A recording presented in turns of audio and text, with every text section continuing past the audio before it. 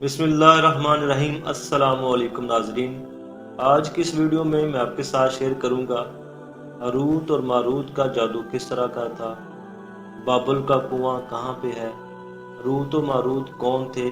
یہ وہ پراسرار سوالات ہیں جن کے جواب تو بہت ہیں اور لکھنے والوں نے بہت کچھ لکھا ہوا ہے، لیکن ان قصے کہانیوں میں حقیقت کو تلاش کرنا گہرے سمندر میں سے موتی نکالنے کے برابر ہے۔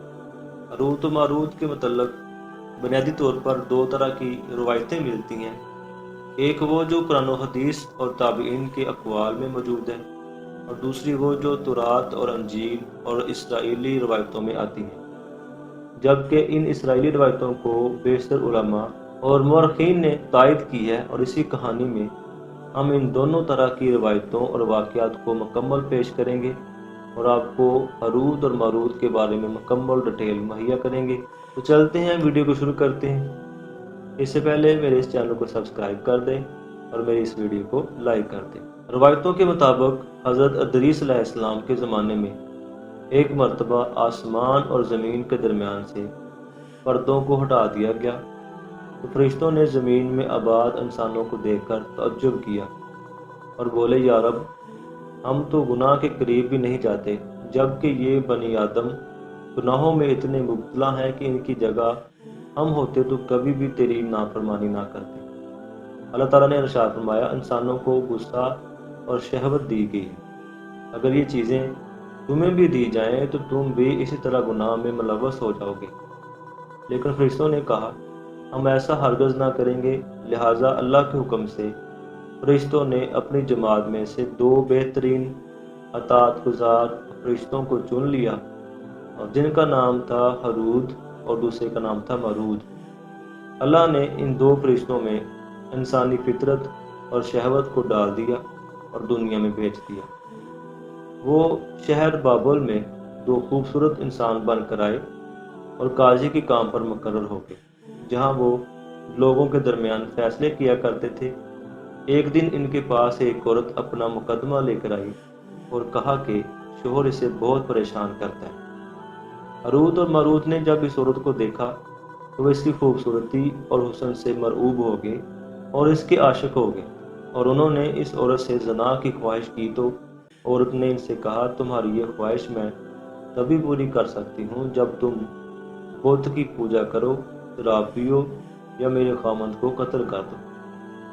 ہاروت نے اور ماروت نے شراب نوشی کو چھوٹا گناہ سمجھ کر پی لیا اور نشے کی مستی میں دو اور گناہ کر بیٹھے۔ اس عورت نے ان سے آسمان پر چڑھنے کا عمل بھی سیکھ لیا، جس کے ذریعے وہ آسمان پر جاتے تھے۔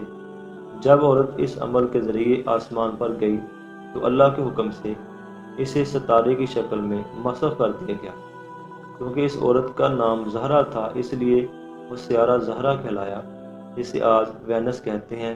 اس گناہ کی وجہ سے ہاروت اور ماروت خود و اسم اعظم ہو گئے، جسے پڑھ کر وہ آسمان پر جاتے تھے، اور بطور سزا انہیں بابل کی ایک کنویں میں الٹا لٹکا دیا گیا، جہاں وہ تا قیامت یوں ہی قید میں رہیں گے۔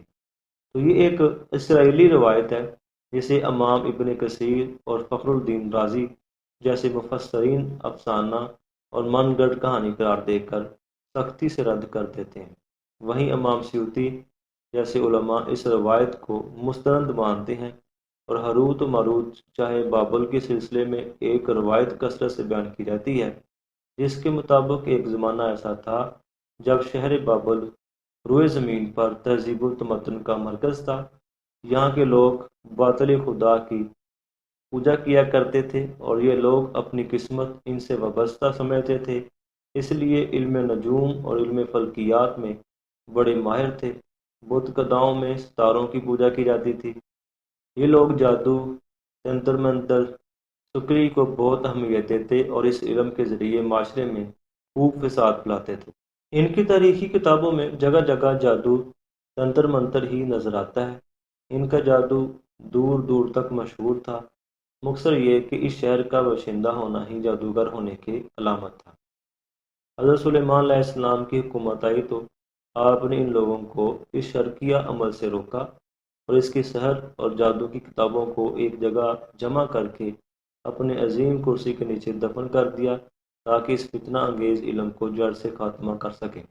سلیمان علیہ السلام کی وفات ہوئی تو شیطان نے ان کتابوں کو دوبارہ کھود کر نکالا اور لوگوں سے کہا کہ سلیمان پیغمبر نہیں تھا بلکہ ان کتابوں کے ذریعے حکومت کیا کرتا تھا، لہٰذا ان کو ہوا میں اڑاتا، جنات پہ قابو پاتا اور سلیمان علیہ السلام کے غیر معمولی معجزات دراصل جادو اور شکلی کا عمل تھا۔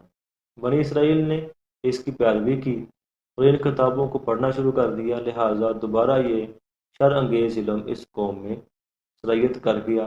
اللہ نے سلیمان علیہ السلام پر لگائے گئے الزام اور تہمت کی نفی کرتے ہوئے سورہ بقرہ میں فرمایا، اور انہوں نے اس چیز کی پیروی کی جو شیطان سلیمان کی بادشاہت کے وقت پڑھتے تھے، اور سلیمان نے کفر نہیں کیا تھا لیکن شیطانوں نے کفر کیا، لوگوں کو جادو سکھاتے تھے، اور اس چیز کی بھی جو شہر بابل میں ہاروت و ماروت دو فرشتوں پر اتارا گیا تھا، وہ کسی کو نہ سکھاتے تھے جب تک یہ نہ کہہ دیتے کہ ہم تو صرف آزمائش کے لیے ہیں، تو کافر نہ بن۔ لہٰذا جب یہ سحر کا علم بابل میں عام ہو گیا اور لوگوں کی تکلیف اور پریشانی کا باعث بن گیا، تو اللہ نے ان دو فرشتوں کو انسانی صورتوں میں مأمور کیا کہ وہ جادو کے عوامل اور اس سے باطل کرنے کا طریقہ لوگوں کو سکھائیں تاکہ وہ جادوگروں کے فساد اور شر سے محفوظ رہ سکیں۔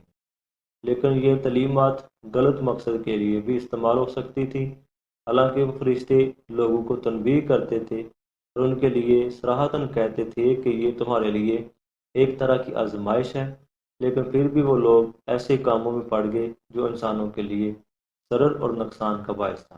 بعض عربی داستانوں میں اس کنویں کا ذکر بھی ملتا ہے جہاں کئی لوگ پہنچے اور ہاروت ماروت سے ملاقات کر کے جادو کا علم بھی سیکھا، جبکہ بعض مورخین کا کہنا ہے کہ عراق کے شہر اللہ کے قریب ایک کھنڈر ہے، وہاں پہ موجود کنواں ہے جہاں سے بابل کی سرحد شروع ہوتی ہے، اور اس کنویں کو ہی چاہیے بابل قرار دیتے تھے۔ بہرحال اس واقعہ سے ہمیں یہ سبق ملتا ہے کہ جادو ایک شرکی عمل ہے جس میں ہم شرک کر سکتے ہیں، مگر یہ کہ اس کا استعمال فساد اور سرپرستی کے خاتمے کے لیے کیا جائے تو یہ ایک بہتر عمل ہے۔ لہٰذا اللہ تعالیٰ سے یہی درخواست ہے کہ اللہ تعالیٰ ہمیں اس طرح کی تمام بیماریوں سے محفوظ رکھے اور اللہ تعالیٰ کے اوپر ہمارا مکمل ایمان ہو اور ہم ہر طرح کی مشکلات سے نکل سکتے ہیں۔ میری اس ویڈیو کو لائک کر دیں، چینل کو سبسکرائب کر دیں۔ تھینک یو، اللہ حافظ۔